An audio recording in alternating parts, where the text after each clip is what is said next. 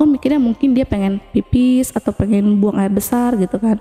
Ternyata setelah aku ikutin lagi lebih dalam ke sana, di situ Nisa mulai berganti pakaian. Dia melepaskan semua pakaiannya, dia ganti pakai seperti kayak kemben. Nah segini itu warna putih transparan. Aku penasaran, aku pelan-pelan jalannya menuju arah kamar itu. Terus aku lihat nih, aku buka pintu sedikit gitu kan. Pas aku lihat mereka lagi hubungan badan. Terus pas itu mungkin apesnya Nisa gitu. Aku kurang tahu sih dia ngelarang apa atau ngelanggar apa gitu. Akhirnya terjadilah gancet. Posisi gancetnya itu pas banget Nisa ada di atas si dukun itu.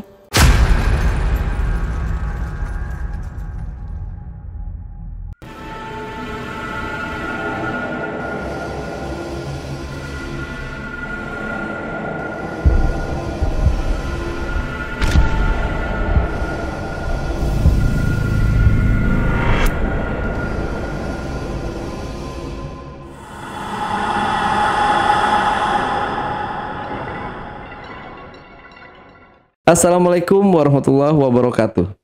Jumpa lagi dengan saya, Ale Jejak Backpacker. Dalam obrolan misteri Jejak Backpacker kali ini, di hadapan saya telah hadir seorang narasumber yang pernah mengalami kejadian mistis. Seperti apa kejadian mistis yang dialami oleh narasumber kita ini? Langsung aja kita sapa narasumbernya. Assalamualaikum Kak Widya. Waalaikumsalam. Ya, terima kasih Kak Widya udah hadir di studio Jejak Backpacker. Tadi macet nggak ke sininya Kak? Macet sih. Ya, karena Pakuwon ya. Ya, pembukaan Pakuwon Mall. Iya, lagi rame banget itu antri. Oke, Kak Widya terima kasih ya sekali lagi. Jadi Kak Widya ini punya pengalaman mistis ya. Nah, itu seperti apa sih Kak cerita yang mau diceritakan ini nanti? Spill sedikit aja dulu. Pengalamannya ini sih terjadi sama sahabat baik saya. Dia melakukan suatu ritual yang berujung sama gancet. Tapi sebelum Widya menceritakan pengalaman mistisnya lebih lanjut lagi, saksikan setelah OMG yang satu ini. Kopi Liong Bulan, nuansa legendaris di mana keunikan rasa dan aroma mengalir dari setiap biji kopi pilihan. Keistimewaan yang dipersembahkan bagi mereka yang menghargai cita rasa terbaik. Gurih dan aroma asli yang khas dibuat dengan sempurna. Kopi Liong Bulan, keajaiban dalam setiap aroma. Oke, Kak Widya, udah siap buat cerita? Udah ya? Oke. Silahkan kalau gitu Kak Widya. Jadi ini ceritanya terjadi sama sahabat baik saya, namanya Nisa. Saya sama Nisa ini udah temenan ya bener-bener dari kecil gitu, karena emang orang tua kita juga temenan dulunya gitu. Saya kenal Nisa dengan kepribadiannya yang anaknya ceria, polos, juga cantik. Terus saya sama dia sekolah bareng dari kecil, dari masuk SD, SMP, bahkan SMK. Nah waktu SMK ini saya sama Nisa ini sempat punya planning mau buka usaha bareng-bareng gitu. Jadi usahanya itu mau buka salon kecantikan.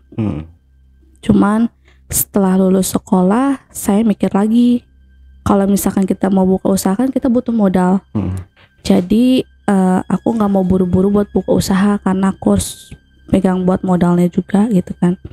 Terus aku cepat cerita sih sama Nisa, bilang bahwa aku nggak bisa buka usaha sekarang-sekarang. Kalau kamu mau buka usaha duluan, sok aja gitu. Tapi aku mau kerja dulu, aku mau ngumpulin uang buat cari modal dulu gitu kan. Karena kan mau buka usaha salon itu modalnya nggak sedikit, tapi gede gitu. Akhirnya Nisa mengiyakan. Aku pergi kerja merantau, terus nggak lama kemudian dapat kabar dari Nisa juga kalau dia mau buka usaha sendiri gitu. Terus aku bilang, kamu mau buka usaha emang udah ada modalnya, emang cukup? dia bilang, ya insya Allah cukup katanya gitu. Akhirnya Nisa buka usaha, dia nyewa ruko, buka usaha salon kecil-kecilan yang dimana juga memang modalnya sebenarnya kurang. Jadi dia dari segi obat-obatan salon kayak spot smoothing, cream bath, warna gitu dia ngambil dulu ke kayak sales gitu. Supplier ya. Iya. Jadi nanti kalau misalkan dia ada keuntungan baru dia bisa bayar per bulan gitu. Terus aku bilang sih, kata aku ya semoga usahanya lancar gitu. Ya pas pembukaan sebulan 2 bulan itu ya lancar, banyak yang datang gitu. Kayak cuci rambut, terus smoothing, warna atau cream bath itu pasti ada aja gitu. Terus dia sampai ngerekrut beberapa karyawan dan itu ada 4 karyawan sih di situ. Nah di bulan berikutnya salonnya ini sepi. Ya paling mungkin kayak ada beberapa orang aja yang datang, mungkin kayak sekedar potong rambut atau cream bath gitu. Terus dia sempat cerita sih sama aku. Biasa kan aku suka sering kabar-kabaran sama dia gitu kalau aku lagi di rantau. Terus dia nanya sama aku, katanya, "Wid, kok ini salon aku makin sepi ya?" katanya gitu. Terus aku bilang, "Yaudah, kamu sabar aja. Namanya kita kan lagi usaha. Gak mungkin akan selalu ramai terus kan," aku bilang gitu. "Yang penting kita yakin, kita fokus, terus kita berdoa sama Allah supaya usaha kita dilancarkan, biar ramai terus." Terus dia bilang, "Iya," katanya gitu. Terus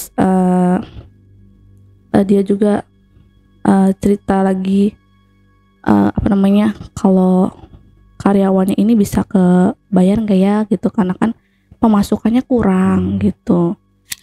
Aku bilang, ya insya Allah aja, semoga aja ada rezekinya buat bayar karyawan kamu. Kan emang gaji karyawannya itu dia per bulannya 1,2 dikali 4 karyawan aja kan udah ketahuan 4.800.000.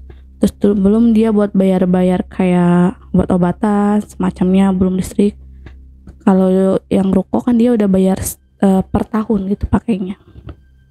Terus di bulan berikutnya juga kayak gitu, dia cerita lagi, selalu ngabarin aku gitu kan, kalau usahanya kok tambah sepi lagi gitu. So aku bilang, dia sempat sih bilang ke aku, nelfon katanya, "Wid, boleh nggak aku ngobrol?" "Boleh, mau ngobrol apa?" aku bilang gitu kan. "Gini nih, aku kan lagi kekurangan modal, pemasukan nggak ada. Kamu ada uang nggak? Boleh nggak aku pinjam dulu?" gitu kan. So aku bilang, "Aku kalau soal keuangan bukan nggak mau bantu kamu Nis, karena kan kamu tahu sendiri aku punya keluarga, aku punya adik yang harus aku biayain sekolahnya, karena orang tua aku kan kerjanya juga serabutan," aku bilang gitu. Terus kata dia, "Iya ya, aku cari pinjaman kemana nih buat bayar karyawan aku, buat bayar sales, karena kan sales juga udah banyak yang nagih gitu kan." Terus aku bilang, "Aku kurang tahu sih kalau soal minjam-minjam kayak gitu." Nah mungkin karena pemikirannya udah mentok, cari pinjaman kesana kesini nggak ada yang minjemin dia, mungkin akhirnya dia minjem ke pinjaman online gitu, ke salah satu aplikasi. Nah dia minjem ke salah satu aplikasi yang mungkin di situ juga dia pas minjem itu limitnya lumayan besar. Jadi akhirnya dia pinjam ke situ, dapat limit, terus uangnya bisa buat bayar karyawannya dia di bulan itu. Terus dia akhirnya bayar beberapa karyawannya digaji, terus bayar sales, bisalah gitu. Nah terus mungkin ekspektasi makanya dia mikirnya, oh nanti di bulan berikutnya salonnya bakal ramai gitu. Dan ternyata pemikiran dia salah. Nah sama juga di bulan berikutnya salonnya masih sepi juga nih. Sedangkan dia punya setoran dari pinjaman online itu kan, yang hampir mendekati tempo. Terus dia pernah ngobrol ke aku lagi sih, meminjam uang lagi. Terus aku kasih jawaban yang sama juga, karena kan nominal yang dia pinjam itu nggak sedikit, itu besar gitu. Dan sedangkan gaji aku aja kan ya seberapa gitu. Iya. Sedangkan aku punya adik yang masih harus aku biayain gitu kan. Terus mungkin dia mikir lagi, dia coba pinjam ke aplikasi yang lain, pinjaman online buat nutupin pinjaman online yang ini gitu. dengan hal yang sama. Akhirnya dia bisa juga bayar. Nah mungkin di bulan berikutnya salonnya malah makin sepi banget. Sepi banget. Sebulan itu mungkin cuman hanya ada sekedar yang potong rambut. Kan potong rambut aja itu nggak seberapa. Paling kecilnya cuma 25.000 atau misalkan paling besarnya 40.000 kan per orang gitu kan. Itu juga orangnya jarang ada yang datang gitu. Terus di bulan berikutnya dia melakukan hal yang sama lagi dengan pinjaman online ke aplikasi yang berbeda lagi. Cuman mungkin apesnya itu dia dapat limitnya kecil di situ. Nah, dia mikir nih, ini gimana ya, karena kan limitnya kecil. Aku harus bayar karyawan, aku harus bayar ini, itu dan itu gitu. Terus dia minjam lagi ke aplikasi lagi buat nambahin yang limit yang kecil ini. Nah, udah nih kebayarnya juga sama. Gak taunya malah bulan-bulan berikutnya udah sepi banget, gak ada orang yang datang gitu. Sedangkan dia udah mendekati tempo. Itu dia udah dikasih, maksudnya udah dikabarin sama debt kolektornya, nanya ini mau dibayarnya kapan gitu. Soalnya udah kan deket tempo. Terus dia nggak ngerespon, malah dia sempet nonaktifkan nomornya. Jadi debt kolektornya nggak bisa nelfon nih gitu. Terus pas dia kalau nggak salah tuh telat tempo seminggu atau 2 minggu gitu dari tempo yang ditentukan. Akhirnya pas dia buka nomor ponselnya seluler, ada salah satu debt collector nelfon nih, kayak ngancem mau ke rumah gitu. Di situ dia udah panik banget sebenarnya. Soalnya kan pertama orang tuanya nggak tahu kalau dia minjem pinjaman online. Terus kedua juga kan kalau misalkan debt collector datang kan otomatis datang ke rumah, orang-orang tahu dong, tetangga gitu kan, takutnya heboh atau gimana. Itu dia sebenarnya nggak mau cerita sih sama aku. Kebetulan aja pas itu aku dapat libur kerja. Akhirnya aku pulang kampung. Aku udah sampai rumah. Besoknya aku tuh ngubungin dia ada di mana. Dia bilang aku ada di salon Wid, katanya gitu. Yaudah ya, aku datang ke salon.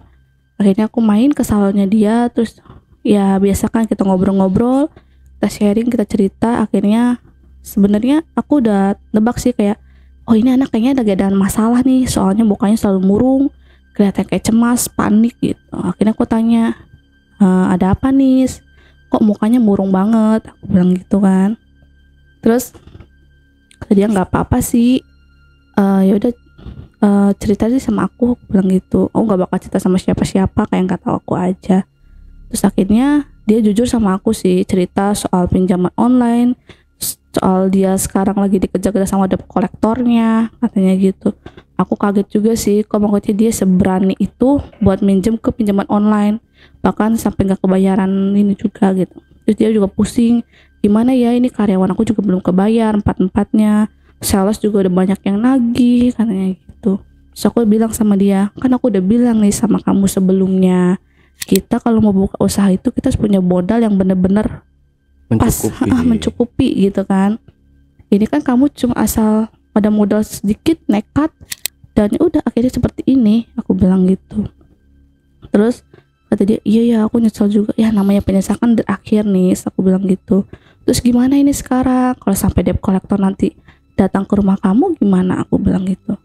Terus kata dia, ya aku bingung banget ya, gimana ya Wid solusinya, katanya gitu. Aku bilang, aku nggak bisa ngasih solusi nih, soalnya udah kayak gini. Aku juga bingung, mau minjemin kamu juga aku nggak punya uang, mau cari pinjaman buat kamu juga aku nggak tahu ke siapa, aku bilang gitu. Akhirnya setelah banyak bicara, mungkin dia berpikir, nggak tahu dia nanya kemana, tiba-tiba aja dia punya pemikiran buat datang ke seorang dukun gitu. Ya, dan aku juga nggak tahu sih kalau mau mendatang ke seorang dukun. Setelah aku libur itu dapat 2 hari, dia datang ke rumah aku, katanya, Wid, kamu mau nggak antar aku, katanya gitu. Aku bilang, kemana? Udah ya temenin aku aja ke suatu tempat gitu. Berapa hari? Enggak, paling cuma sehari, kita pulang pergi aja, katanya gitu. Ya udah deh kalau kayak gitu, aku temenin. Nah, setelah itu sorenya itu berangkatnya pas sore juga. Sorenya dia langsung prepare, datang ke rumah aku, terus kita pergi pakai motor, cuman modal motor doang berdua. Sebenarnya pas aku berangkat aku udah nggak yakin sih, kayak masih tanda tanya aja, bingung mau kemana, soalnya kan dia nggak cerita mau kemana-mananya gitu. So aku bilang, ini beneran nih mau berangkat, ini udah sore loh, lagian juga ini mau mendung, mau hujan, aku bilang gitu. Tadi udah nggak apa-apa, ayo kita berangkat hari ini aja, katanya gitu. Ya udah, akhirnya aku ikut sama dia pergi, naik motor berdua, dia yang bawa motor, aku yang dibonceng. Di dalam perjalanan juga aku udah bilang sama dia kayak, udahlah kita besok aja atau kapan gitu kan, soalnya aku udah nggak yakin banget sih, campur aduk perasaan aku itu. Terus kata dia, udahlah kita udah di perjalanan, ketanggung banget katanya gitu. Udah setelah perjalanan akhirnya kita berhenti di suatu rest area untuk makan. Pas lagi makan juga aku ngobrol lagi sama dia, aku nggak yakin nih, kita pulang aja yuk. Kenapa sih? Ini udah mau mendung loh, mau hujan. Masa kita lanjut perjalanan? Kita perempuan loh dua-duanya, takut ada apa-apa di jalan dong. Terus kata dia, udahlah kita lanjutin aja, katanya tanggung banget, udah mau sampai ini, katanya gitu. Emang dekat, aku bilang gitu. Ya lumayan lah, katanya gitu. Udah akhirnya aku ikutin apa kata dia dalam perjalanan. Ternyata semakin maju perjalanannya itu, kok arahnya semakin menuju ke tempat yang sepi gitu. Kayak curam-curam gitu, terus ngelewatin kayak tebing-tebing, terus ada hutan-hutan juga, dan itu bener-bener suasananya bikin merinding banget sih. Nah dalam perjalanan itu aku kayak nggak tahu aku yang ngerasa doang atau memang bener-bener ada. Pas lagi perjalanan itu aku kan menoleh ke sebelah kanan, itu kan ada hutan-hutan pohon besar, kayak ada nenek-nenek bungkuk badannya gitu, pakai kebaya lama, itu lagi ngeliatin ke arah aku sama Nisa. Pas lagi naik motor itu aku langsung begini kan, karena udahlah mungkin itu nenek-nenek biasa gitu kan, mungkin lagi cari kayu bakar atau apa. Nah aku nggak cerita sih sama Nisa gitu. Tiba-tiba aja pas motor lagi mau nanjak ke atas, itu motornya langsung mati. Terus aku bilang, nah kan, aku bilang apa? Aku bilang gitu, ini udah sore banget, motor mati, terus gimana ini? Akhirnya aku sama Nisa inisiatif buat dorong motor sampai ke atas. Karena kan itu kan jalanannya nanjak gitu, karena takut jatuh, akhirnya kita dorong aja ke atas. Di situ aku udah mulai panik, ini gimana? Ini nggak bakal ada orang yang lewat. Masalahnya jalan curam kayak gini, mana ada yang lewat. Ya mungkin katanya mungkin 1-2 orang ada yang lewat, katanya gitu. Udah kita tunggu aja. Aku tunggu beberapa menit, ada mungkin sekitar 1 jam lebih di situ. Akhirnya ada seorang bapak-bapak keluar naik motor kayak motor bebek itu, bawa kayu bakar di belakangnya. Terus aku bilang, Pak, tolong dong Pak, ini motor kita mati. Di sini ada bengkel nggak? Aku bilang gitu. Wah ada nih, tapi bengkelnya lumayan jauh, katanya gitu. Terus ya aku bilang, yaudah Pak, Bapak bisa tolong nggak bawa mengangkat step motor kita ke sana gitu, dan nanti kita kasih dia buat uang ini gitu. Kata dia Bapak itu, udah nih nggak apa-apa, Bapak ikhlas kok bantu, katanya gitu. Akhirnya motor kita dibawa ke suatu bengkel kecil gitu yang ada di daerah situ. Terus habis itu dicek lah motornya, ternyata motornya gak ada apa-apa. Baik-baik aja. Iya, motornya baik-baik aja. Terus akhirnya ditanya sama salah satu warga yang ada di bengkel itu, katanya, kok motornya bisa mati Neng, katanya gitu kan. Aku bilang gak tahu deh Pak, ini pas banget tadi nanjak tiba-tiba mati, padahal bensin masih ada. Motor juga pas kesini kita udah cek dulu. Terus kata si bapak yang satunya lagi bilang, katanya, itu mah sering kejadian, katanya. Neng bukan warga sini kan, katanya gitu. Iya Pak, saya dari jauh, bilang gitu. Iya emang sering kejadian kayak gitu kalau untuk bukan warga pribumi asli dari sini, katanya gitu. Oh terus gimana nih Pak? Coba nanti dicek dulu aja motornya. Pas dicek ternyata di Gojlek itu nyala motornya. Terus aku bilang, emang sering kejadiannya Pak kayak gini? Maksudnya bukan warga sini tapi sering diteror kayak gitu. Iya Neng, sering katanya. Soalnya di sini penunggu-penunggunya suka jahil kayak gitu. Ya, terus aku juga cerita sama si bapak itu, Pak, ini nggak tahu aku yang halusinasi atau bukan ya Pak. Tadi pas sebelum arah tanjakan itu, aku sempet lihat seorang nenek-nenek tua, badannya agak bungkuk, pakai kebaya lama. Itu ada di salah satu pohon besar. Aku bilang gitu. Oh itu, iya itu mah emang sering nih, suka sering nampakin kalau sama orang-orang baru, katanya gitu. Ah yang bener Pak, saya jadi merinding nih, aku bilang gitu kan. Iya bener, itu emang sering banget nampakin, kayak mungkin ngasih tahu kalau ada yang sepuh nih di sini gitu. Oh gitu. Dan ya nggak apa-apa kok, udah biasa katanya gitu. Oh yaudah, akhirnya setelah ngobrol-ngobrol, kita lanjutin lagi perjalanan karena kan perjalanannya juga masih agak lumayan jauh. Kata aku, yaudah nih aku yang bawa motor, kamu yang aku bonceng ya. Iya. Pas aku bawa, ada dari jarak berapa kilometer itu tiba-tiba motornya bannya langsung bocor. Situ udah panik banget karena emang udah jauh dari bengkel yang tadi gitu. Nih ini gimana nih? Aku bilang gitu, bannya bocor. Duh gimana ya? Katanya, masa kita mau balik lagi ke bengkel yang tadi? Katanya gitu. Ya nggak mau lah, masa gue dorong-dorong ke sana motornya. Aku bilang gitu kan. Setelah itu kita nunggu lagi, barangkali ada warga yang lewat. Ternyata sampai sore mau menjelang arah ke maghrib itu gak ada orang sama sekali yang lewat. Aku bilang, ini arahnya masih jauh gak sih ke rumah yang kamu tuju? Aku bilang gitu. Ya enggak sih, gak jauh katanya. Ya udahlah, daripada kita balik lagi ke sana, mending kita langsung ke tujuan aja. Aku bilang gitu, karena ini kan hari udah mau gelap. Aku bilang gitu kan. Udah akhirnya aku sama Nisa dorong motor itu berdua ke arah rumah yang dituju itu. Terus pas itu kan, pas jalan motor lewat itu ngelewatin apa sih jalanan yang benar-benar sepi banget. Terus samping-sampingnya pohon-pohon besar dan benar-benar gak ada orang, kayak ada asap-asap doang gitu, kayak kabut gitu kan. Aku bilang, Nis ini bener kita ngelanjutin perjalanan ke sana? Aku bilang gitu, ini aku udah merinding banget nih. Udahlah, katanya kita udah mau sampai juga, ngapain katanya, masa mau balik lagi katanya gitu. Tapi bener kamu yakin kita nggak apa-apa? Aku bilang gitu. Udah nggak apa-apa kok katanya gitu. Ya udahlah, akhirnya aku percaya sama dia, kita lanjutin. Tapi dalam hati aku selalu baca doa supaya nggak makanya kita kan perempuan, takut ada apa-apa juga. Jadi maju, kita arahin motornya, sampailah ke tempat yang kita tuju. Ternyata di depan itu ada rumah kayak masih rumah lama gitu, triplek gitu rumahnya. Bambu kali ya? Iya, model-model lama gitu. Karena ini kan bener-bener pelosok banget tepatnya. Terus abis itu aku bilang, ini rumah yang mau kamu tuju? Iya, ayo kita ke dalam katanya gitu. Duh, aku nggak yakin banget nih. Perasaan aku udah gak enak banget ya. Udah, itu perasaan kamu doang. Katanya kamu terlalu overthinking terus sih, katanya orangnya, katanya gitu. Ya kan wajar, kita kan perempuan, kita harus jaga diri juga. Aku takut loh, aku bilang gitu.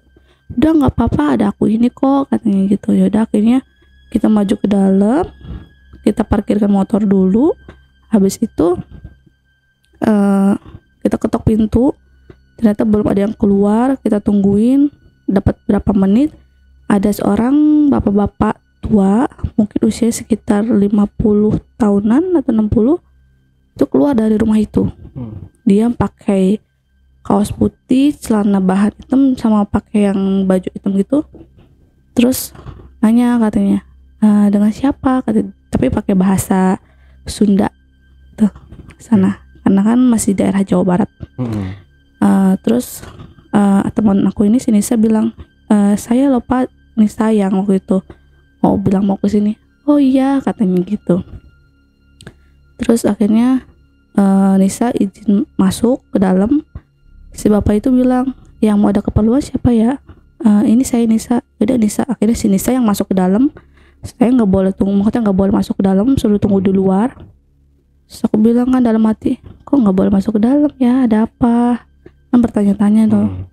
Terus akhirnya udahlah, aku tunggu di luar, duduk di kayak tempat duduk yang bambu itu di depan yang ada di teras. Akhirnya aku duduk di situ. Kok aku penasaran ya, pengen keliling-keliling gitu. Tapi di sisi lain kayak ada yang merhatiin aku juga nih di arah pohon yang sebelah sana itu, yang pohon besar, kayak ada yang ngeliatin aku. Tapi ya udahlah, makanya aku nggak mikir apa-apa kan. Aku juga tahu kan aku emang orangnya peka gitu. Aku bangun dari tempat duduk itu, ngelilingi rumah itu sekitar menjelang jam 7:30 atau jam 8-an gitu.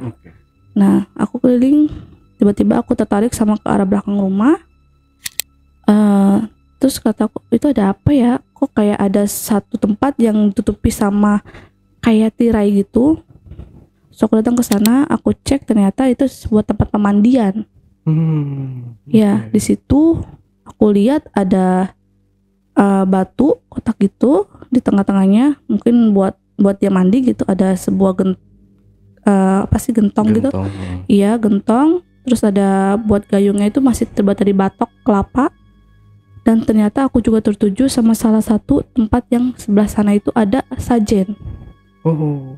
Ya mungkin kayaknya bekas sajen semalam gitu. Itu udah berantakan banget situ, sama ada bekas bunga 7 rupa gitu. Mungkin buat acara mandinya, aku kurang tahu juga. Akhirnya pas aku pengen lanjut lagi ngelilingi lebih ke belakang, ternyata Nisa manggil aku. Katanya, Wid di mana? Katanya gitu. Akhirnya aku balik lagi ke sana, aku lari. Aku bilang, ada apa Nis? Gimana ya? Ini kan udah malam, katanya gitu. Kita kayaknya nggak bisa pulang deh, soalnya apalagi motor kita kan bannya bocor.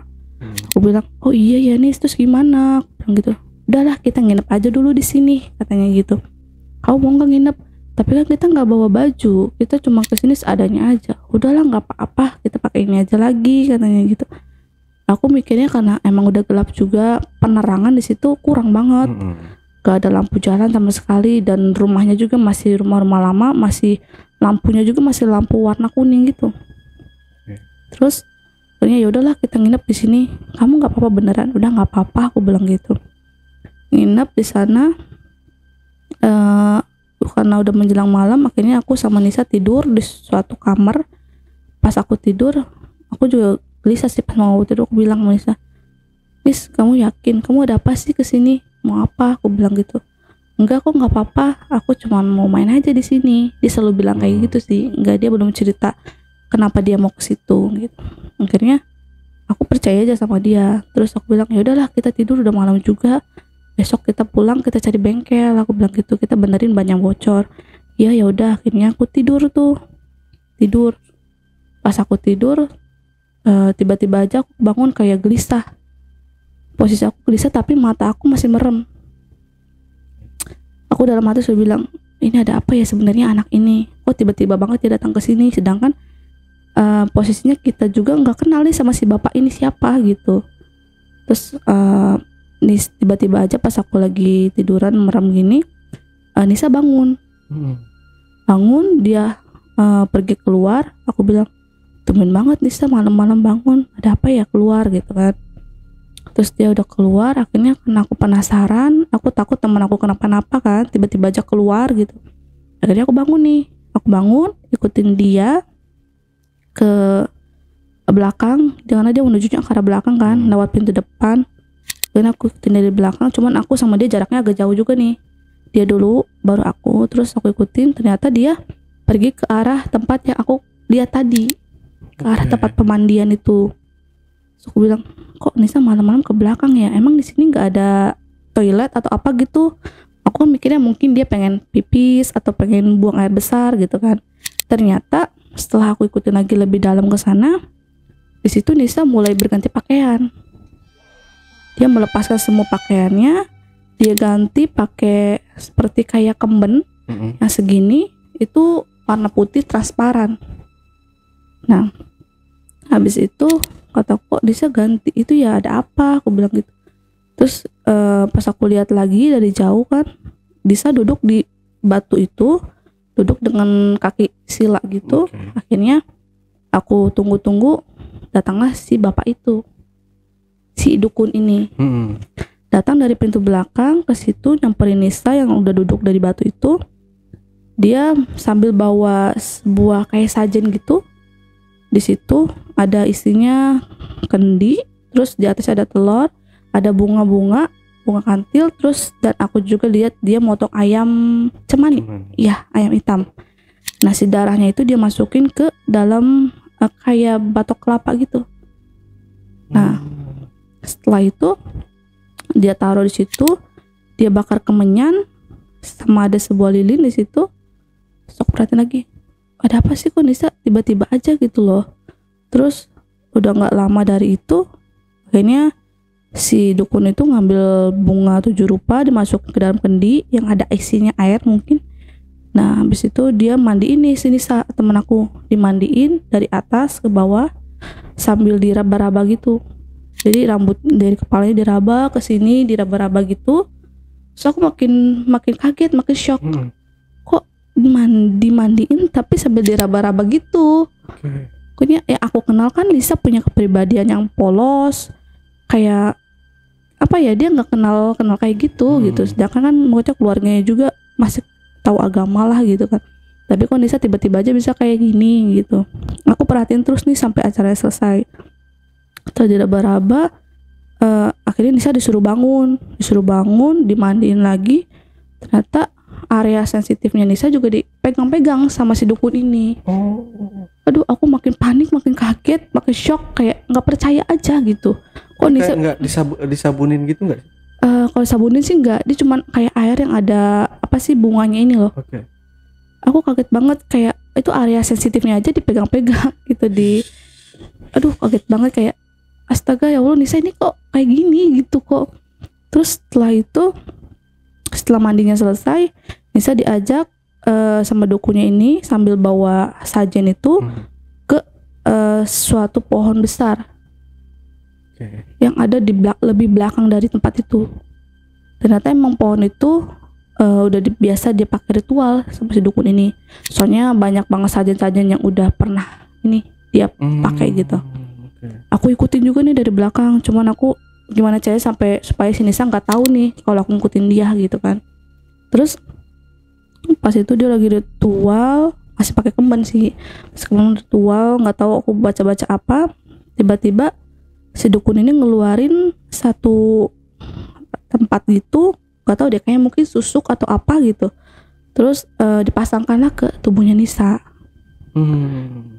Tuh dipasangkan ke tubuhnya Nisa. Terus setelah itu aku dengar mereka mau balik ke dalam. Akhirnya aku buru-buru lari buat ke dalam duluan supaya nggak ketahuan sama Nisa. Aku lari, akhirnya aku masuk ke dalam kamar. Aku pura-pura tidur lagi. Ternyata aku dengar Nisa dan dukun ini emang masuk ke dalam. Dia buka pintu depan, terus aku tungguin nih di dalam kamar. Kok tiba-tiba Nisa nggak datang nggak masuk ke dalam kamar gitu kan. Aku tungguin beberapa menit.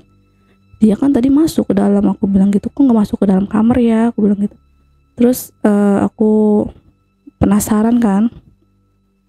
Jadi aku buka pintu kamar aku lihat nih ke arah depan, ternyata nggak ada mereka.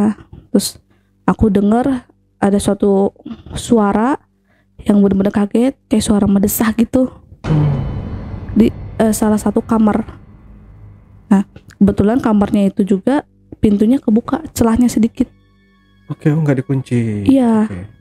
Mungkin karena Nisa mikirnya kan aku udah tidur pulas, jadi nggak bakal ada yang lihat mungkin gitu kan. Akhirnya aku penasaran, aku pelan-pelan jalannya menuju arah kamar itu. Terus aku lihat nih, aku buka pintu sedikit gitu kan. Pas aku lihat mereka lagi hubungan badan. Ya, itu bener-bener aku tambah kaget, nggak percaya banget sih. Maksudnya Nisa bener-bener bisa melakukan itu gitu kan. Dan akhirnya aku tetap liatin dia. Mereka berganti posisi, dari Nisa di atas, Nisa ke bawah, dan beberapa berganti gaya gitu. Nah, setelah mungkin menjelang jam 3, jam berapa gitu, mereka sudah melakukan hubungannya nih. Akhirnya aku balik lagi ke kamar, pura-pura tidur. Nisa datang ke kamar, masuk buat ganti pakaian yang dia tadi pakai kan. Setelah ganti pakaian, dia tiduran di kasur. Aku mau belakangin dia kan, tidur aku miring. Aku di situ masih kayak nggak percaya, kayak ya Allah, Nisa aku kenal kok bisa kayak gini, bisa kenal sampai bisa berbuat gitulah. Dia sampai rela keperawanannya diambil sama si dukun cabut. gitu loh. Karena kan Nisa benar-benar masih perawan, tiba-tiba aja gitu mau diambil keperawanannya gitu. Terus pas esok paginya aku bilang sama Nisa, Nis, aku kayaknya kita pulang aja deh, aku nggak betah nih di sini, aku bilang gitu. Udah ya nanti aja katanya gitu. Nanti kapan? Ya udah nanti katanya, semalam lagi katanya. Mau semalam lagi? Emang mau ada apa sih? Aku bilang gitu kan. Udah nanti semalam lagi deh katanya gitu kan. Terus ini gimana motor? Apa kita nggak cari bengkel dulu? Aku bilang gitu. Terus kata dia, yaudah deh kita cari bengkel dulu. Situ aku sama Nisa cari bengkel, benerin motor. Ya lumayan jauh juga sih karena ke bengkel yang pas pertama itu. Pas udah di bengkel aku bilang sama Nisa, Nis, pulang aja yuk. Aku juga kan mau kerja, aku bilang gitu kan. Ya udah deh, ntar aku mikir dulu, kata dia gitu kan. Mungkin dia ngobrol juga sih mungkin sama si dukunnya, minta toleransi buat hari gitu kan. Akhirnya setelah motor benar, kita balik lagi ke rumah itu, rumah si dukun, ketemu si dukunnya seperti biasa. Mereka ngobrol berdua tanpa aku gitu kan. Terus akhirnya setelah ngobrol sama si dukun ini, Nisa datang yang menghampiri aku kan. Katanya, yaudah deh nanti sore kita pulang ya, katanya gitu. Aku udah ngobrol juga sih tadi sama si bapaknya. Oh yaudah kalau gitu. Akhirnya kita berdua ini pulang. Dalam perjalanan itu juga sama kan, kita pulangnya sore. Tetap aja aku masih ketemu lagi sama si nenek-nenek yang tadi. Kayak dia mungkin dia liatin aku kayak ngasih tahu gitu. Aku juga kurang tahu mau ngasih tahu apa gitu kan, kayak aku nggak boleh ketemu si dukun ini atau gimana, aku kurang tahu. Aku perhatiin tuh, terus akhirnya laju motor semakin cepat. Kita pulang, hari udah menjelang mau malam. Sampailah di rumah Nisa. Aku pamit, Nis kayaknya aku langsung pulang ya, aku nggak bisa mampir di rumah kamu dulu, aku bilang gitu. Terus setelah itu pas sampai di rumah aku nangis kayak, ini teman sahabat aku yang aku kenal dari kecil, kita tumbuh bareng-bareng, kok tiba-tiba dia bisa melakukan hal kayak gini gitu loh. Aku juga kan belum tahu maksudnya kenapa dia bisa kayak gini, dia kan belum cerita, dia cuman cerita kayak usahanya sepi aja gitu. Terus akhirnya besoknya aku langsung berangkat buat kerja ngerantau. Dapat berapa hari setelah aku berangkat, Nisa nelfon aku, katanya, Wid, alhamdulillah nih, usahaku udah lancar, katanya udah rame banget, katanya gitu. Ya penghasilan juga, pemasukan lumayan lah, nggak kayak biasanya, katanya gitu. Aku yang nggak punya pemikiran apa-apa, aku bilang sama dia, yaudah nih alhamdulillah kalau lancar, aku bilang gitu kan. Terus Nisa bilang, ya doain ya semoga gue bisa buka cabang yang baru, katanya gitu kan. Aku mikir kan kayak, oh mungkin efek dari makanya yang kemarin ketemu si dukun ini. Ya aku pikir-pikir aja lah kayak gitu. Terus setelah itu dapat berapa bulan gitu, dapat sebulan atau 2 bulan, dia ngobongin aku lagi. Wid, bisa nggak kamu pulang, katanya gitu. Pulang mau apa, aku bilang gitu. Aku lagi kerja nih, tanggung banget, aku bilang gitu. Terus dia bilang,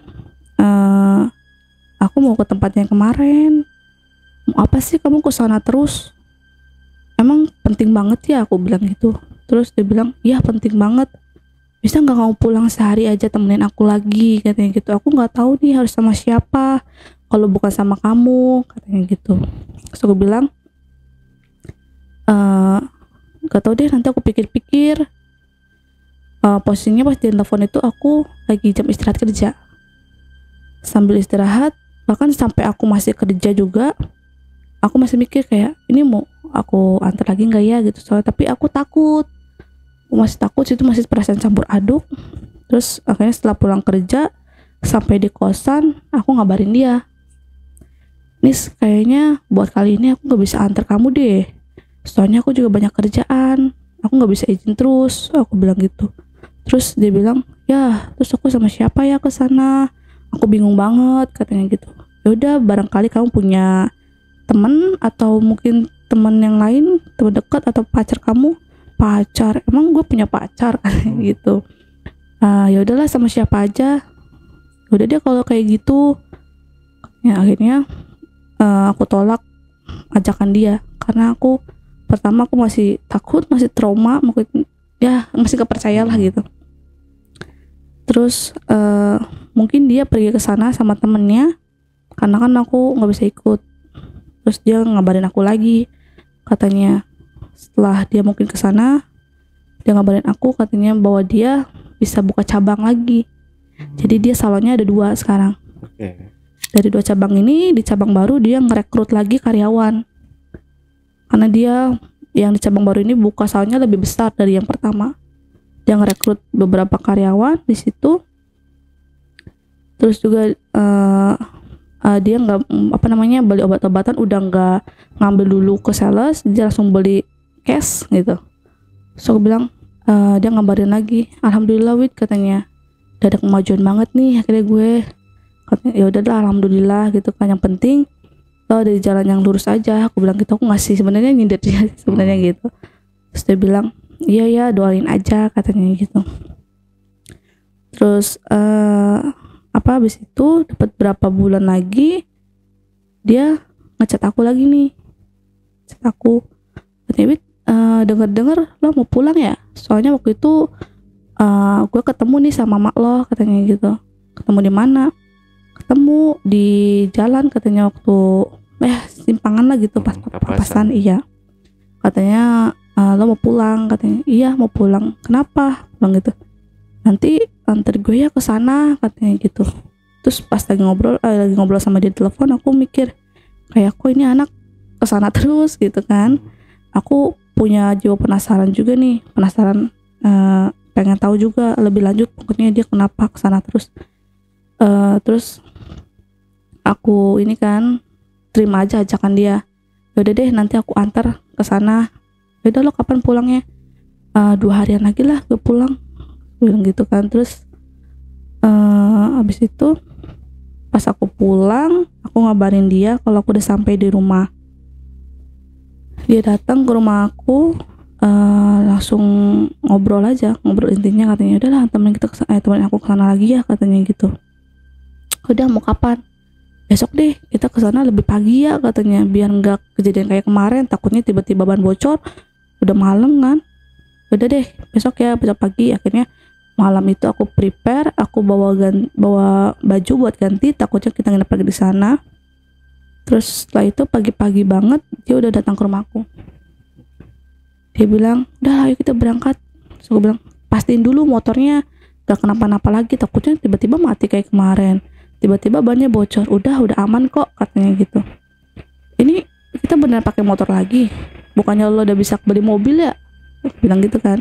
Udahlah kita pakai motor aja katanya gitu. Yaudah akhirnya aku sama dia pergi naik motor lagi ke sana. Dalam perjalanan aku nanya, Nis ada apa sih sebenarnya kamu kesana aja? Masih nggak percaya nih. Nggak percaya apaan sih katanya gitu kan. Udahlah nggak usah tahu, ibaratnya lo tahu gue sukses aja katanya gitu. Ya udah deh gitu kan. Terus pas di perjalanan tiba-tiba aja tuh mendung banget. Itu kita ngelewatin jalan rusak dan bener-bener sepi, nggak ada orang. Itu kayak samping-sampingnya tuh sawah-sawah gitu, cuma ada kayak pos ronda gitu. Pas banget sampai dekat pos ronda itu hujan gede banget, hujan lebat. Akhirnya kita berdua neduh di situ. Setelah neduh, pas neduh aku bilang ada aja ya hambatannya setiap kita mau ke sana. Mungkin kayak nggak ngedukung banget kita ke sana. Apaan sih, udahlah katanya, hujan air ini kok katanya gitu. Jadi kita neduh di situ sampai nunggu hujan reda. Ternyata hujannya nggak reda, cuman hujannya udah nggak selebat yang tadi gitu. Akhirnya kata Nisa, ini hujannya udah kecil nih, udah kita lanjutin aja. Ini mau lanjutin basah-basahan, aku bilang gitu kan. Udahlah nggak apa-apa hujan air ini katanya gitu. Akhirnya kita lanjutin dalam hujan-hujanan itu. Dan pas kita juga ngelewatin tempat yang kemarin tuh yang motor mati, tiba-tiba aja motor hampir jatuh. Karena jalanan juga licin banget kan. Terus aku bilang, udahlah kita jangan maksain buat ngegas motor, kita dorong aja. Takutnya kita jatuh, di sini kan gak ada orang. Apalagi udah mendung banget kayak gini, hujan kan. Ada kita dorong motornya berdua ke sana ke atas. Di atas itu aku ngeliat lagi si nenek-nenek itu lagi. Masih berdiri di pohon itu. Ini beda kan, waktu aku pertama lihat kan di bawah di pohon besar, ini dia ada di atas. Penasaran soalnya si nenek-nenek itu bener-bener ngeliat ke arah kita doang gitu. Soalnya aku nggak cerita sih sama Nisa gitu. Akhirnya aku sama Nisa lanjut perjalanan lagi dalam keadaan hujan. Di sana tiba-tiba aja bensinnya habis. Aku bilang, Nis kamu gak isi full tank? Gue udah isi full tank kok, katanya. Sini gimana nih, ini habis nih, aku bilang gitu kan. Kita dorong lagi, ketemulah sama bapak-bapak. Untungnya bapak-bapak itu baik banget, dia ngasih sedikit bensinnya yang ada di motornya buat bensin kita. Akhirnya sebenarnya kita mau ganti bensinnya, terus bapak bilang, udah neng nggak apa-apa, katanya, pakai aja, katanya. Bapak ikhlas kok, katanya. Yaudah pak, makasih ya pak, aku bilang gitu. Ada aja lah ya orang baik yang nolong gitu. Terus kita berdua melanjutkan perjalanan ke rumah si dukun itu lagi. Sampai di sana kita disuruh masuk, duduk, terus ditawarin air minum, teh hangat. Kalau Nisa sih dia minum, kalau aku masih nolak. Takutnya kan ada apa-apa dalam minuman itu gitu. Terus Nisa bilang, minum dulu nih, ini anget nih, kita kan udah basah-basahan, masa lo nggak mau minum, katanya gitu. Enggak ah, udah lo aja, gue masih kedinginan nih gitu kan. Sampai di sana kita ganti baju, dikasih pinjam baju kaos masih dukunnya, soalnya kan baju kita tasnya basah. Karena kan posisinya bener-bener gak bawa jas hujan juga waktu itu. Terus kita ganti baju seadanya. Situ aku masuk ke kamar, si Lisa duduk di ruang tamu sama si dukun ini. Aku nggak tahu sih ngobrolin apa. Cuma aku di kamar, aku merenungi kayak, ini bener loh, maksudnya kita balik lagi ke sini gitu. Siap nggak ya gue ngeliatin apa yang terjadi waktu itu gitu loh, kejadian itu. Maksudnya pasti kan bakal keulang lagi gitu. Terus udah tuh hari hampir sore menjelang malam, aku seperti biasa waktu itu di kamar pura-pura tidur lagi karena aku pengen tahu nih. Terus aku bilang, Nis tidur yuk, tidur berdua. Ternyata benar, tengah malam Nisa kebangun lagi, dan memang malam itu posisinya hujan udah reda. Nisa balik lagi nih ke sana, ke arah belakang. Setelah bangun, aku bilang, ini anak bangun terus ya, aku ikutin lagi deh. Ternyata Nisa ke belakang tuh jalan kaki, aku ikutin dari belakang, dia balik lagi ke pemandian itu. Di situ ternyata bener dia dimandiin lagi si dukun itu sambil diraba-raba lagi. Dan ini diraba-rabanya bukan di area luar lagi. Kemarin kan dia masih di luar baju gini kan. Ternyata ini udah sampai masuk ke dalam-dalam gitu. Tangannya. Dan pas posisi mandi itu Nisa udah nggak duduk tapi berdiri. Jadi dia dimandiin, diraba-raba masukin ke dalam. Area belakang juga, bagian bokongnya dipegang-pegang. Terus area sensitifnya juga, sampai kaget banget kayak ini the real dukun banget gitu. Oke, sampai diraba-raba ke area sensitifnya, dipegang-pegang, dimandiin pakai bunga gitu kan. Terus udah tuh aku cuma bisa perhatiin doang karena aku kan gak bisa apa-apa. Setelah itu dia datang lagi ke tempat pohon besar itu yang ada tempat sajennya itu. Di situ si dukunya juga motong ayam lagi, ayam cemani. Darahnya itu diminum sama Nisa.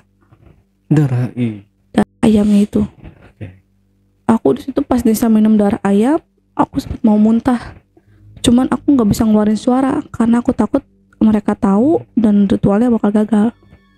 Jadi aku tahan tuh mual-mual aku. Terus setelah mereka melakukan ritual tetapa seperti kayak gini, Nisa dia disuruh makan bunga kantil 3 biji sama si dukun itu. Aku lihat dia makan bunga kantil itu. Setelah itu dia disuruh masuk duluan sama si dukun ke dalam. Setelah masuk aku pergi duluan sih, pokoknya pergi dulu ke dalam. Mau masuk lagi ke kamar, dia nggak masuk ke kamar lagi, dia langsung ke tempat kamar si dukun itu. Di sana dia langsung melepaskan pakaiannya. Jadi telanjang. Kembennya tadi itu. Iya, dilepaskan semua. Dia langsung tiduran. Aku bisa lihat itu karena aku ngintip di balik pintu kamar aku. Karena kan posisinya dia lagi dibuka pintunya. Jadi kelihatan kayak kamarnya seberang-seberangan gitu. Terus ya udah tuh pas sudah telanjang, dia rebahan di kasur itu. Gak lama kemudian aku tunggu, si dukun langsung datang. Dan bodohnya mereka itu pas melakukan pintunya nggak ditutup, terbuka kayak gitu. Aku bisa lihat di balik pintu kamar aku. Dukunnya itu langsung ngelepasin semua pakaian dia dan mereka langsung melakukan hubungan badan lagi. Aku lihat dari situ berganti posisi, dari Nisa di bawah, dari Nisa ke atas, berganti gaya. Terus pas itu mungkin apesnya Nisa gitu. Aku kurang tahu sih dia ngelarang apa atau ngelanggar apa gitu. Akhirnya terjadilah gancet. Posisi gancetnya itu pas banget Nisa ada di atas si dukun itu. Mungkin pas mau keluar atau gimana aku kurang tahu. Akhirnya gak bisa dilepas. Nisa gak bisa keluar, makanya gak bisa gak bisa turun dari posisi itu. Mungkin pas saat mau berganti gaya atau gimana gak bisa dicabut gancet. Mungkin karena dari gancet itu kan sakit. Pas sakit itu Nisa menjerit kencang sekali, kencang banget kan. Aku nggak mikir mereka lagi berhubungan gitu kan. Aku panik karena sahabat aku teriak kan, aku menghampiri dia. Di situ juga Nisa sedikit malu karena aku benar-benar lihat dia gitu. Mungkin karena teriakan Nisa yang kencang akhirnya membangunkan warga sekitar yang ada di situ. Nah, ada salah satu warga menghampiri rumah ini. Terus ketok-ketok, aku kaget dong karena ada yang nyamper. Akhirnya aku kasih sebuah kain, kayak kain samping gitu, buat nutupin tubuhnya Nisa sama si dukun ini, tuh kan. Kata aku, ini pakai cepetan, ada warga yang kesini, nanti kamu ketahuan, makanya kelihatan area tubuh kamu, malu kan gitu. Terus akhirnya Nisa nurut, ditutupin juga si dukunnya. Aku langsung ke depan nih, buka pintu, ngampirin warga yang nyamper. Ternyata ada ibu-ibu. Dia nanya, kenapa Neng, katanya, kok teriak malam-malam, ada apa? Pas ibu-ibu itu nanya juga, tiba-tiba ada beberapa warga juga yang datang. Aku bilang, nggak apa-apa Bu, nggak apa-apa. Tapi di situ juga aku panik sih. Bocah kan mereka gancet, nggak susah dilepasin gimana. Akhirnya mau nggak mau, karena demi sahabat aku gitu kan, akhirnya aku cerita sama si ibu-ibu ini dan warga di situ. Aku ceritain kejadiannya. Terus mereka lihat nih posisi gancetnya teman aku juga di kamar gitu kan. Terus setelah itu aku sama warga ngobrol gimana caranya supaya gancet ini bisa terlepas gitu. Terus sempat nih warga juga bingung kan cari solusinya gimana. Setelah dipikirkan baik-baik, kata warga, gimana kalau besok nanti warga di sini mau minta cari bantuan ke orang yang lebih sakti gitu. Siapa tahu mungkin si orang sakti ini bisa ngelepasin gancetnya temen Neng, katanya gitu. Boleh deh Bu, boleh, ya udah kita tunggu besok aja, aku bilang gitu. Udah tuh karena hari udah malam banget menjelang pagi, warga pulang, aku di situ tetap nemenin teman aku di posisi gancetnya kan. Aku bilang, kenapa sih Nis bisa kayak gini? Aku bener-bener gak nyangka loh kamu kayak gini. Di situ juga dia pasang wajah yang menyesal, mungkin menyesal udah melakukan hal kayak gini. Kata dia, ya kan, gue nggak tahu bakal kayak gini, katanya gitu. Udah, pusing nih gue jadinya, aku bilang gitu kan. Terus hari udah menjelang pagi, warga yang semalam datang tiba-tiba datang ke rumah lagi. Akhirnya kita kumpul semua nih sama beberapa warga di situ. Terus habis itu setelah ngobrol kita cari solusi. Ternyata ada seorang bapak-bapak bawa bapak-bapak lagi yang udah lebih tua kayak sepuh gitu. Diceritain lah kalau si bapak sepuh ini itu orang sakti gitu, tapi mungkin beda pemukiman aja, jadi kayak dipanggil gitu. Terus habis itu ditanya nih kenapa, akhirnya aku ceritain semuanya dengan detail. Si bapak bilang kayaknya temen Neng ini melanggar suatu larangan yang emang harusnya nggak boleh gitu, akhirnya terjadi gancet ini. Terus akhirnya aku bilang gimana ya Ki, bisa nggak ya kira-kira dilepasin gitu dari gancetnya, kan nggak mungkin saya ninggalin teman saya di sini, nanti apa kata orang tuanya, sedangkan orang tuanya kan nggak tahu kalau kelakuan anaknya kayak gini. Ya udah nanti Aki bantu ya katanya gitu, yang penting aku udah usaha katanya. Ya udah akhirnya aku sama warga disuruh keluar. Terus Aki ini nyiapin sebuah bukan sajen apa ya, kayak kemenyan gitu dibakar buat ritual mungkin supaya ngelepasin gancet itu di dalam di sana. Terus pas aku di luar, aku ditanya sama warga nih, katanya kok Neng bisa kejadian kayak gini? Ya namanya juga mungkin lagi apes Bu, aku bilang gitu kan. Namanya apes kan nggak ada di jadwal, nggak ada di kalender, aku bilang gitu. Iya sih Neng katanya. Yaudah semoga temen Neng bisa dilepasin ya. Terus ada warga nih, bapak nyamperin katanya. Gini Neng sini, bapak mau ngobrol katanya. Oh iya Pak, ada apa Pak? Gini Neng katanya, kalau bisa cerita teman Neng ini nih yang gancet katanya, jangan sampai terekspos ya ke wilayah luar katanya gitu. Apalagi kan kita wilayah terpencil katanya, takutnya gimana katanya gitu. Iya Pak, aman kok. Pokoknya kalau warga lain tahu itu dari Neng ya, karena Neng saksi kuncinya di sini katanya gitu. Selain orang warga pemukiman ini kan cuma Neng sama temen Neng doang. Bilang iya Pak, aku janji gak bakal nyebarin berita ini gitu. Akhirnya setelah nunggu beberapa jam, ternyata temen aku alhamdulillahnya bisa dilepasin dari gancet itu. Setelah lepas, mereka diobrolin sama warga dan si dukun ini dikasih masukan supaya nggak ngulangin kayak gitu lagi. Terus udahlah banyak obrolan. Akhirnya aku bilang sama Nisa, ayolah Nis pulang, ngapain kamu sini lagi, aku bilang gitu kan. Aku marah tuh posisinya, karena kan aku juga gimana ya, takut lah gitu kan sampai kejadian lagi, karena ini masih dikasih kepercayaan aja buat dilepasin gitu kan.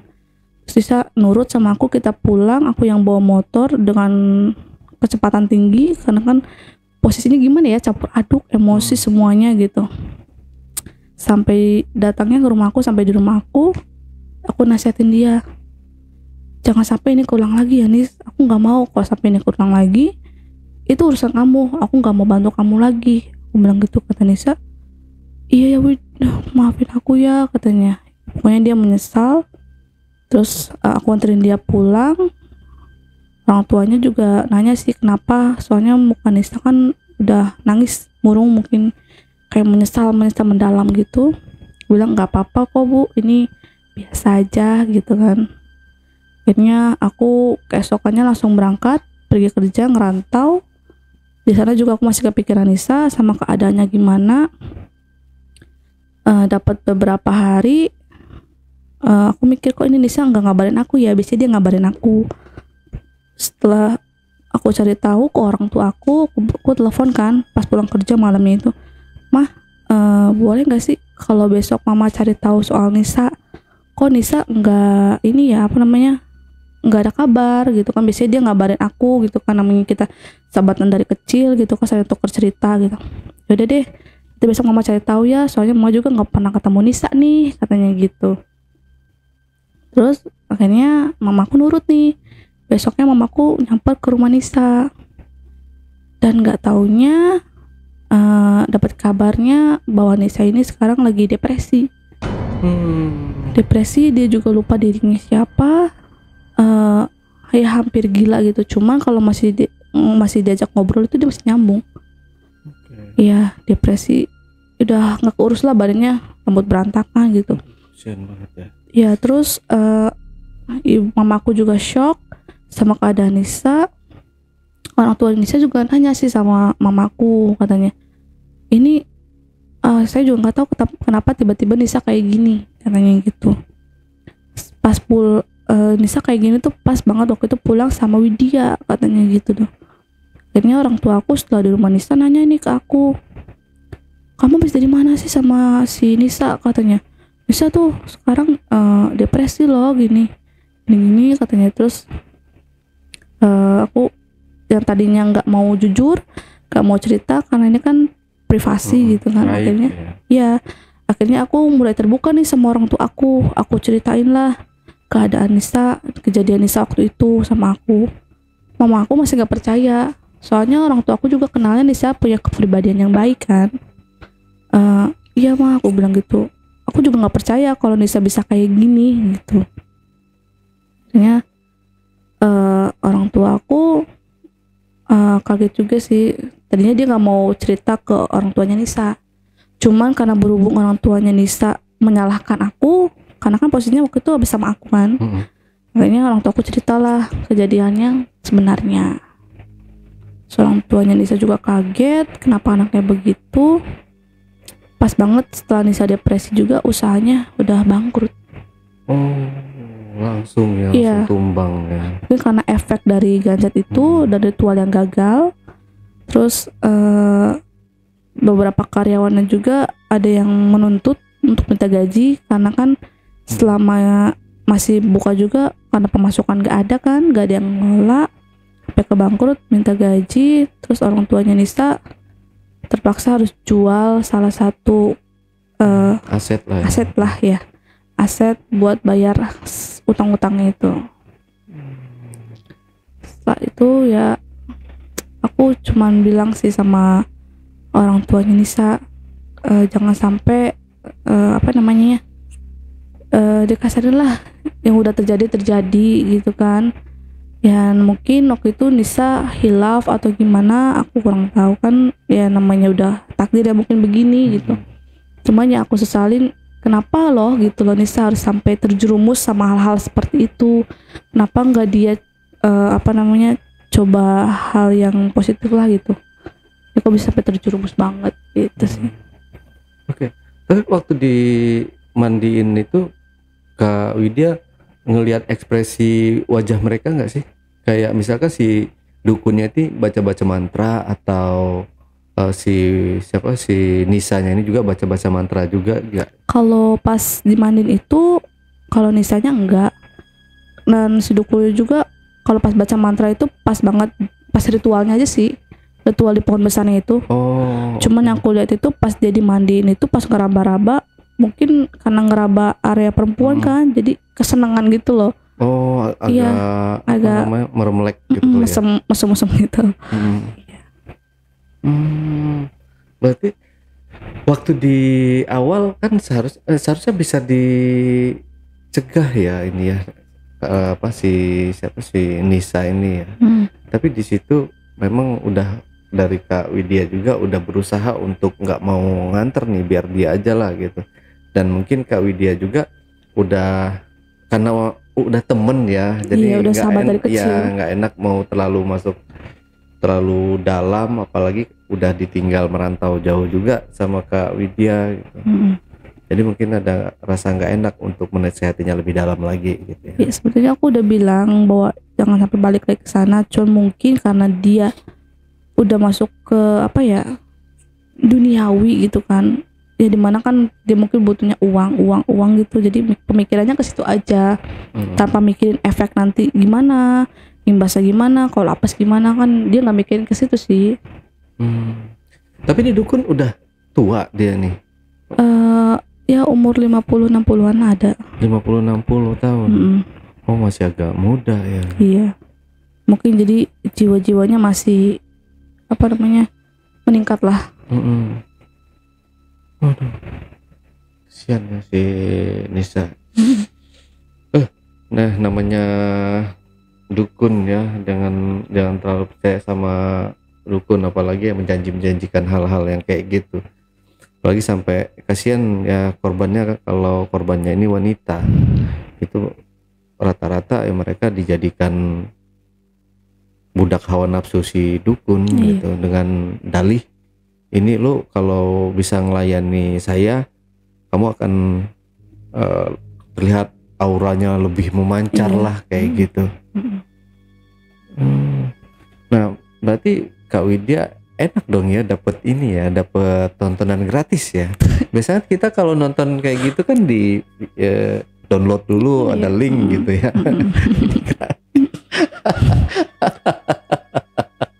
Ya, tapi itu jadi pelajaran juga ya untuk kita semua, bahwa hal-hal yang tidak diridhoi Allah itu yang gak ada baiknya, pasti berujung pasti apes ya, fatal lah nanti ujung-ujungnya kita. Entah itu kita ya itu tadi kehilangan kehormatan, entah itu ya banyak macamnya yang pastinya. Iya. Itu aduh, kalau ini serem banget ya, gancet. Tapi mereka waktu kan dibiarkan selama malam itu ya, semalaman ya berarti dibiarkan. Iya. Nah berarti kan kalau dibiarkan semalaman dari malam sampai pagi kan nancep tuh ya. Iya. Nancep jadi satu ya. Tapi masih nggak bisa keluar. ngeri amat kita kalau udah berhubungan badan kan. Maaf nih ya teman-teman, kita kalau udah berhubungan badan nancep kan udah pasti mengecil ya. Mengecil langsung dilepas gitu.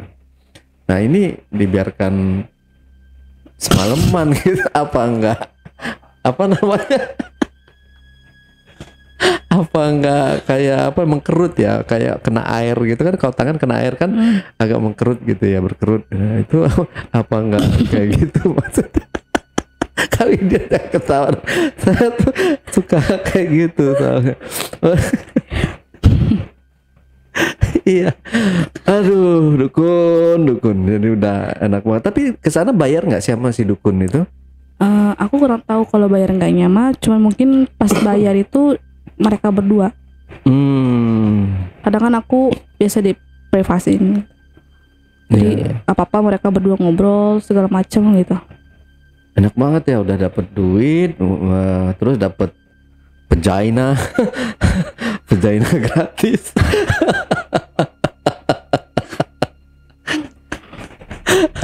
Oh ya teman-teman, mohon maaf ini tadi teman-teman mungkin agak terganggu sedikit dalam mendengarkan cerita ini, karena di menit 45 ke atas tadi kita lagi turun hujan sampai sekarang ya. Biasanya suka kedengaran agak ada bukan desahan, siapa namanya, gemerisik gitu.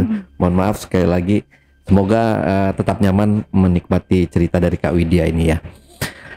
Oke, dari sini Kak Widya ada yang perlu disampaikan lagi nggak kira-kira? Pesan-pesannya sih, apapun yang terjadi jangan sampai kita terjerumus sama hal-hal seperti kayak gitu. Kalaupun memang gak bisa, mending kita berdoa, usaha sama jalan yang Allah ridhoi aja. Amin. Iya. Tapi kabar terakhir, kelupaan. Kabar terakhir si Widya cuma depresi ya, gila. Sampai sekarang gimana keadaannya? Nisa. Ya keadaannya sekarang udah hilang, maksudnya udah apa ya? Kayak orang gila lah gitu, mau DGJ gitu. Dan untuk disembuhinnya sampai saat ini belum bisa disembuhin sih. Oke ya, semoga bisa dapat kesembuhannya, kita doakan aja. Dan kalau nanti sembuh dia juga udah mulai tobat ya. Amin. Kanisa Kak Widya. Oke teman-teman, itulah tadi obrolan misteri jejak backpacker bersama narasumber kita Widya. Jangan lupa untuk selalu support channel YouTube Jejak Backpacker dan channel YouTube Ale Jejak Backpacker. Buat teman-teman juga yang punya pengalaman menarik dan ingin bercerita langsung di studio Jejak Backpacker, teman-teman dapat menghubungi admin melalui nomor WhatsApp di 0858 47683. Wassalamualaikum warahmatullahi wabarakatuh. Waalaikumsalam warahmatullahi wabarakatuh. Terima kasih Kak Widya. Ya. Sampai jumpa.